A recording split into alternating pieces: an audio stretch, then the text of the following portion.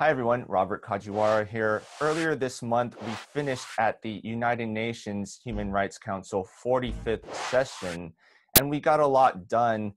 We were talking about demilitarization and self-determination in the Pacific, specifically for nations like Alaska, Hawaii, Okinawa, Guam, and the Northern Marianas. One of the major topics of the discussion this time was the movement to rescind United Nations Resolution number 1469 concerning statehood, or the United States claim to statehood for both Alaska and Hawaii.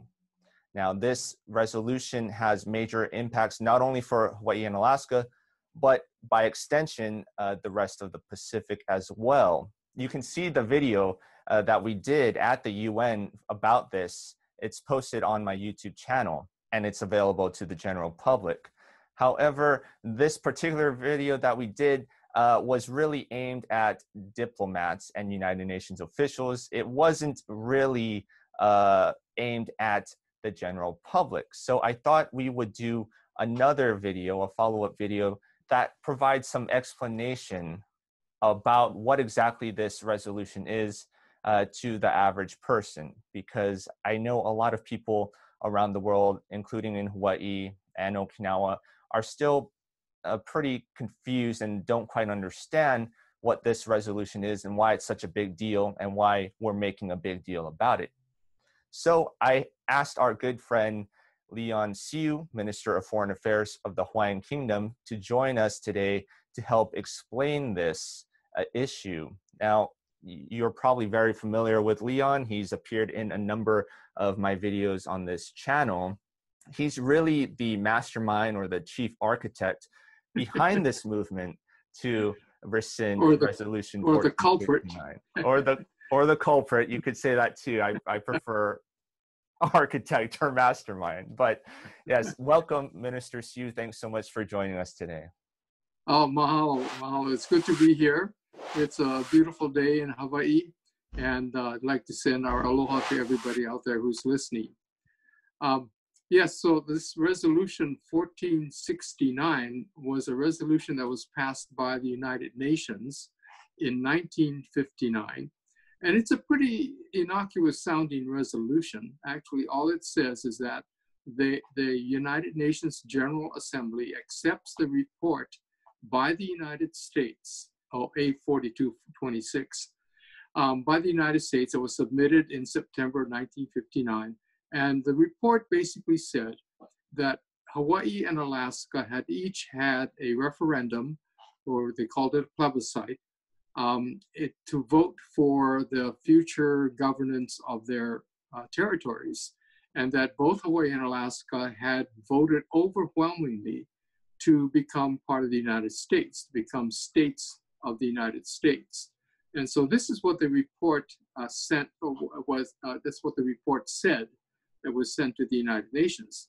And the implication of that was that the United States no longer had to report about the status of Hawaii and Alaska as to whether or not what their political status is, because it had been decided, according to this report, that Hawaii and Alaska had decided to become part of the United States, and that the consent was given through this the two referenda that were held.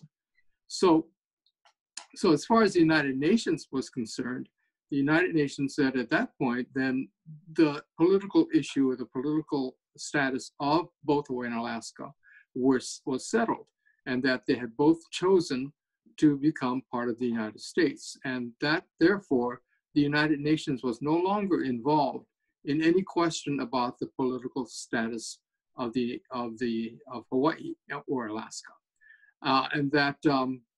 So that's what it settled at. And in other words, what the United Nations was saying was that all the nations that are party to the United Nations, members of the United Nations, now agreed that Hawaii and Alaska are part of the United States, and that they had consented to be part of the United States. So it basically was case closed. So this is where our focus has been over the last few years, is to see whether or not we can reopen the question, because we do know through our research and through the research of many people that both plebiscites, both referenda that were held in Alaska and Hawaii, were actually fraudulent, that they were rigged plebiscites that did not show the will of the people and certainly did not actually achieve the consent of the people. And the people didn't know what they were voting for, and the wrong people voted. So, so what happened was that the United States report actually misled the United Nations to close the case in Alaska and Hawaii. And as a result, any kind of legal challenges that we may have as to the status of Hawaii and Alaska is now moot, because the political question had been settled.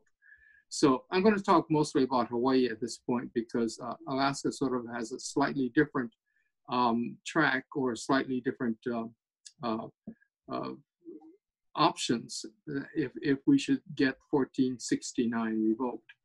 So our object is to revoke the resolution that was adopted by the United Nations in 1959, the resolution, UN General Resolution 1469.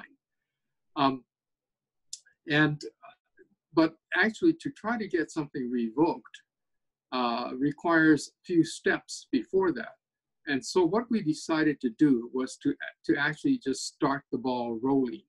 And to get the ball rolling, we needed to find, and we still need to find, a country that would pose a question, or actually propose a resolution to the United Nations to review the procedures that took place in the adoption of the resolution 1469. In other words, just to sort of look to see if proper procedures were followed by the United Nations. So thus far, this would have nothing to do with any actions by the United States, only by the United Nations. And that's a pretty simple and straightforward case of housekeeping, just to make sure that they followed the procedures.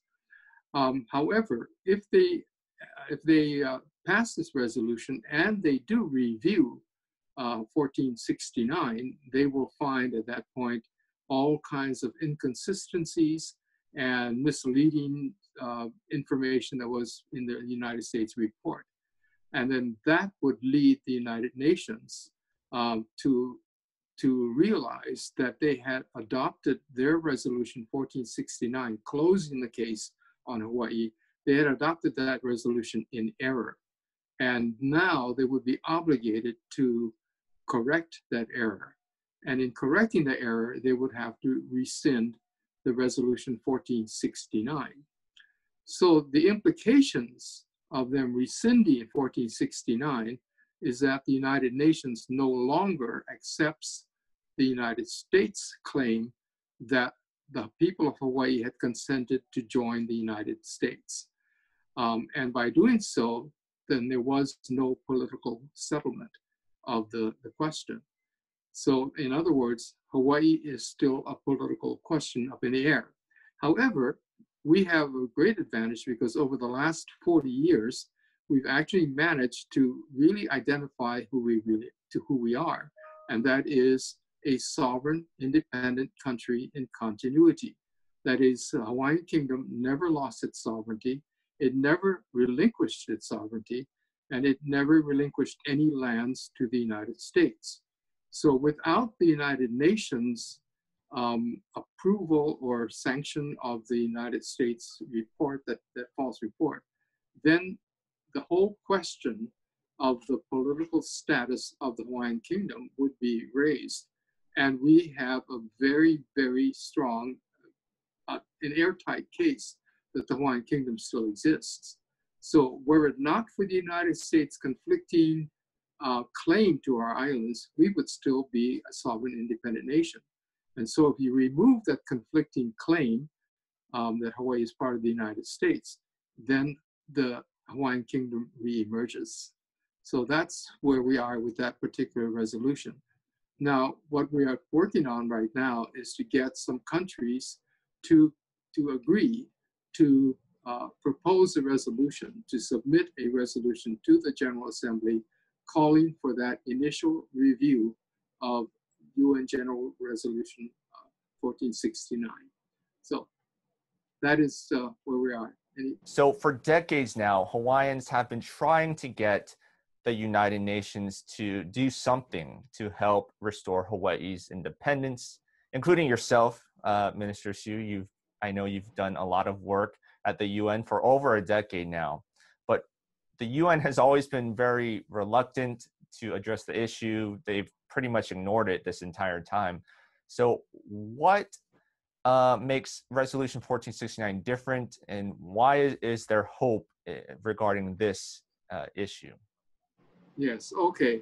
Well, what we found over the years that people are very empathetic and sympathetic to our situation, but for some reason they weren't responding. And there are several reasons. One is that every country that is there, particularly the smaller countries, are really there to try to manage to swim with the big fishes in that pond.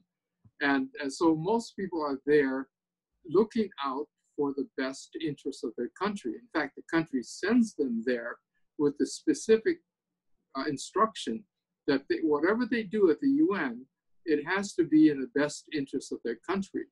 So sometimes they'll make decisions to go along with the crowd or to go against the crowd, mainly if it's in the best interest of their own country.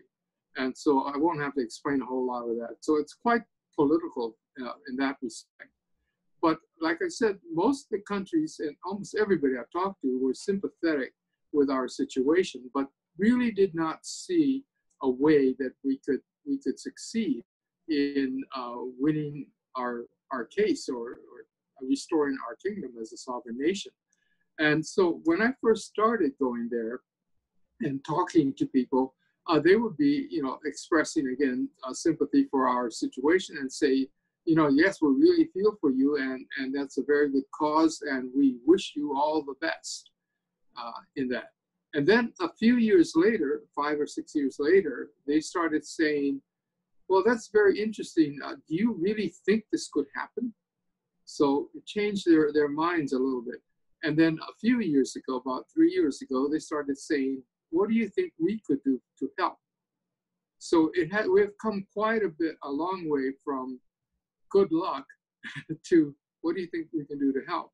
So now even the countries are beginning to believe that this is something that is possible, only it's still kind of a big task. And that's why in our discussions with the experts from the United Nations, as well as other people who are striving for independence and all that, we really settled on the fact that we have a way to reopen the case, so to speak, and that is through the review of Resolution 1469.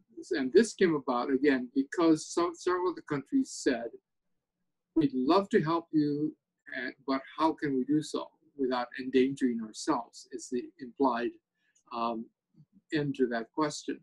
So one of the things that one thing that I wanted to mention is that you get, when we're talking there at the United Nations and actually giving presentations and all that, we're giving information, but we really don't get any feedback until we actually start talking to countries and to, when I say countries, the diplomats of those countries that are there. And then in that feedback, when they're willing to start giving us some constructive suggestions, that's when it really becomes beneficial. And so our decision to go after a review rather than an act to rescind 1469 was actually because of the input that they had given me. And that is try to do something that's easy and sort of innocuous for the UN to do. And that is to just simply review their own action about what they did in 1959. And then upon finding that they had acted incorrectly or in error, then they would have to rescind that. So that's why that particular strategy came about through a lot of discussion about to answer the question, what can we do to help you? So, uh, so that's where we are with that. So you think asking for a review of UN Resolution 1469 is more realistic, is what you're saying? Yes, it's a more pragmatic and realistic way to get to the ultimate question: is what is the United States doing in Hawaii? And that question, by the way, has actually been asked at several places by some of the countries. But again, it really doesn't push the issue enough for the United States to have to bother with it. So the United States strategy in our situation has simply been to ignore us. You know, let us say what we want to say, but they're confident in the fact that they can ultimately say, well, the decision was made in 1959, so these complaints are all irrelevant, and we don't have to pay attention to it. So their habit has been mostly to ignore what we have to say. Once in a while, they'll respond, but in a very, very perfunctory way. So let's say the UN does go ahead and review Resolution 1469. What does this mean for Hawaii and Alaska? Okay. Yeah, first of all, I just want to talk about the resolution and how the possibility of its passing, because a resolution is introduced and then it has to get the majority of the votes of the members at the UN, and that is 193 members. So it looks to us, you know, this kind of, it seems like it would be a big task to do. But actually, like I said, most of the countries actually, if not directly sympathize with us, have a tendency to want to help us, mainly because, well, several things. One is that most of those countries are part of the United Nations today, were at one time in our situation.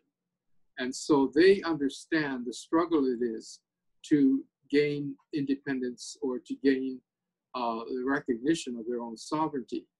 And so most of the countries, around two-thirds of the countries of the United Nations, almost 3/4, came from a situation similar to ours, not exactly ours, but similar to ours. And that is seeking some form of recognition of their sovereignty. So they are automatically sympathetic to countries who are trying to do what they accomplished over the last few decades. Now, the other part of your question, however, is what does this purport for Hawaii and Alaska if the review takes place? Well, the United Nations, if the resolution passes for a review to proceed, the United Nations General Assembly would then appoint a committee or a commission, or they would appoint one of their committees to look into this situation. Once that occurs, then that committee would have the job to actually examine the facts of what happened, meaning they would examine the United States report and the protests and the various things that we have put in over the years, and all of the claims that we have talked about over the years regarding the false annexation and the illegal overthrow and these matters, they will all come into play. And they will, at that point, have a profound influence on the outcome of the review. In other words, once they see the whole picture, the review is going to say that the United Nations needs to rescind its Resolution 1469. Now, when that happens, then both Hawaii and Alaska are no longer under the restriction or the confines of 1469. In other words, the question about our self-determination and our sovereignty is now back up in the air. And as I said earlier, for Hawaii, that's not a big problem because we can establish that we still are a sovereign country. We have the historical records and we have the legal records to establish that. Alaska, on the other hand, has another not a problem, but they're at a different place. Because they were not recognized as a sovereign nation, and I'm not saying that they weren't a sovereign nation from an indigenous standpoint or from a people standpoint. People have their sovereignty whether or not they're recognized as a country. But the Hawaiian, the Alaskan natives were still native tribes and all part of this one area called Alaska. So they would have to actually go through what is called the decolonization process, like many other countries did, and that is to form a study and a research and to actually put together what a constitution and what would consist or what would be required to form a new country, or they would have to vote again to see whether or not they wanted to be part of the United States. But either way, the Alaskans now have the options wide open, and they can actually embark on a path for decolonization through independence. So they have quite a task before them. But the interesting thing about the United Nations and about the laws of occupation and international laws is that it favors countries that are looking to gain their sovereignty as an independent nation. That is, the country that is the administrative country, say in the case of Alaska, the United States would be their administrative countries. They are required by the United Nations Charter and by international law to assist the native peoples of that country to make that decision as to what they want to do. So it has to be open and it has to be a fair plebiscite or referendum eventually as to making their decision of where they want to go. Now, this is not an unusual situation because right now the United States has 4 territories that are going through the process of education and of making the decision. And that's Guam, Samoa, American Samoa, US Virgin Islands, and Puerto Rico. But anyway, these are actually territories of the United States that are actually part of the list of countries to be decolonized at the UN. And they are going through the process, a long process they've been going through, of educating their people as to what the options could be should they come up with a referendum eventually. Now, some of those places, like in Puerto Rico, they've had referenda every 10 years, and every 10 years it's been inconclusive. So they basically decided to just maintain the status quo. But there is a possibility that eventually the question be raised and that they would vote for independence. And there's several other countries that are going through that: New Caledonia, French Polynesia, and a number of countries in the Caribbean. So this decolonization process that Alaska would go through is not a novel process. It's actually an established procedure. So Professor Alfred de Zayas, who is a high-ranking UN official and one of the world's leading experts in human rights and international law, he also spoke on our UN panel presentation. For those who haven't seen it yet, you can watch the video here. But he also has been a strong supporter for Hawaii's independence and also for the self-determination of indigenous peoples in general. And he has also basically called for the UN to review Resolution 1469. Yes. Now, Minister Siu, I understand you have a good working relationship with Professor de Zayas. And can you tell us about how you know him and why is he such a strong supporter, not only for Hawaii, but for indigenous peoples in general? Yes. Dr. de Zayas has been working at the United Nations for many years. For 25 of those years, he was actually very high up in the Human Rights Commission, the Human Rights Committee. There are several different human rights bodies that the United Nations has created over the years, and he has been involved in all of them. And at one point, he was actually the secretary for the Human Rights Committee, and the chief of petitions, meaning he received the complaints from around the world of human rights violations.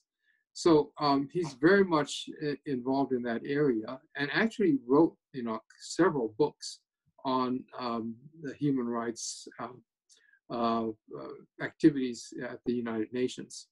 So he became interested in our case over 10 years ago, maybe 12 years ago now, because we were at that time talking with the Committee for the Elimination of Racial Discrimination, because they had received a petition from us, or actually it's called a shadow report, that had been originally submitted in 2006 to the Human Rights Committee. And the Human Rights Committee didn't really want to handle it because they said this has more to do with decolonization than it has to do with human rights violations. So they kind of passed it on. And what they did was they recommended it be passed to the Committee for the Elimination of Racial Discrimination. Now, that particular committee would not be the proper committee, but because, and this is again part of the misunderstanding that most of the world has, that our situation is an indigenous situation, that we're indigenous peoples seeking our autonomy from the United States. And that's not the case. We're a sovereign state made up out of mostly, initially mostly indigenous Hawaiians, but made up of a multiplex of cultural and ethnic groups. So, but anyway, the United Nations Committee handed this shadow report to the Committee for the Elimination of Racial Discrimination. And so when a report is handed over to another committee by a UN committee, it becomes incumbent upon the committee that receives it to actually pay attention to it. So they had to actually look at it. And Dr. Desaias at that point got very interested in what we were doing and started to offer to come to the hearings and make his input based on the area of self-determination and decolonization. So that's how we got to know him. And he has been very helpful to us, particularly for his skills at knowing how to navigate the UN system. And he has been really a staunch supporter of us, but not only us, he's a staunch supporter of Kashmir and of course, Alaska as well. And in Catalonia, various other peoples who are in struggles to liberate themselves, West Papua and places like that. So, so he's very generous with his time, and he has since, after his service at the UN as the independent expert for the promotion of a democratic and equitable international order, he has since gone into retirement, but he's still very active because he still gets called upon by various other people. He still is actively a professor of international law at the Geneva School of Diplomacy. So that's our relationship with him, and he has been very, very helpful to us. Over the years, of course, he has developed tremendous, I wouldn't say contacts, relationships with the UN bodies, with the UN staff people, etc., as well as the different delegates from countries. And his reports, particularly as the independent expert on social democratic order, his reports have been really significant in calling on the UN to sort of get off their okoles and start actually doing something that will start to get the UN back into actively pursuing human rights violations and issues of decolonization. and things like that. So he's actually been very proactive at the UN to get them jump started once again on some of the things that they started years ago and then kind of let fall by the wayside. So if the UN does indeed review Resolution 1469, it sounds like it could have a profound impact on both Hawaii and Alaska. Yes. But what about the potential for kind of a ripple effect on Yes. the rest of the Oh, Pacific? very much so. It's going to affect a lot of things. And let me just start. I mentioned several of the other countries that are seeking liberation at this point. We don't know how many, but it could be as many as 100 different people groups. And it all depends. If you also count the nations that are within other nations, such as Canada and the US, and I'm talking about the indigenous nations, the native Indians, who all technically have a right to self-determination to determine how they want to govern themselves. So if you count the nearly 1,200 tribes of North and South and of North America alone, you've got a huge number of people who could be impacted by the decision made or by the rescinding of 1469, because the implication is that there have been peoples and nations that have been trapped unjustly within the borders of other larger nations, and that they too should have the right to question how they got there and to undo the wrong that have been committed toward them. So it has huge implications as far as practically dismantling the powers that be right now, or let's say the boundaries of the claims of sovereignty of much of the world. However, I don't think that's going to automatically happen. What will initially happen is that the countries that have been pursuing independence are the ones that are going to benefit the most, because our situation will actually reawaken the decolonization process at the UN, which has been really asleep for the last, since 1986. There hasn't been any movement on the part of the Decolonization Committee. They're going through perfunctory things like having hearings every year and having regional meetings and talking about educational processes in places like Guam and American Samoa. But they actually have not had a case in which a country has become decolonized through the decolonization process. The only way that countries have entered the United Nations since 1986 has been through other causes, like the breakup of the Soviet Union. Then about, I think, 17 countries then became part of the United Nations because they reasserted their independent status. And then there have been a few that had to go through some wars to become free, where the United Nations finally stepped in to end the killing. And that two countries come to mind are East Timor, that finally gained its independence after 40 years of warfare with Indonesia. And then there is the case of South Sudan, which again, the United Nations and other countries had to step in to quell that particular conflict. And then there is the real potential of conflict in Western Sahara as well. So these countries are beginning to now, many of the countries that have been on the list to be decolonized, the 17 countries are still on that list, and the United Nations has still not decolonized those 17 countries. And on the other hand, other countries are taking matters into their own hands and pushing the issue, most of the time at great risk to themselves and at the risk of bloodshed. And in many cases, like in East Timor and South Sudan, bloodshed had been the major factor for the United Nations to finally step in. So the impact of what would happen with the Hawaii case would be Hawaii and Alaska, but would be the reintroduction of a peaceful way to settle an international dispute.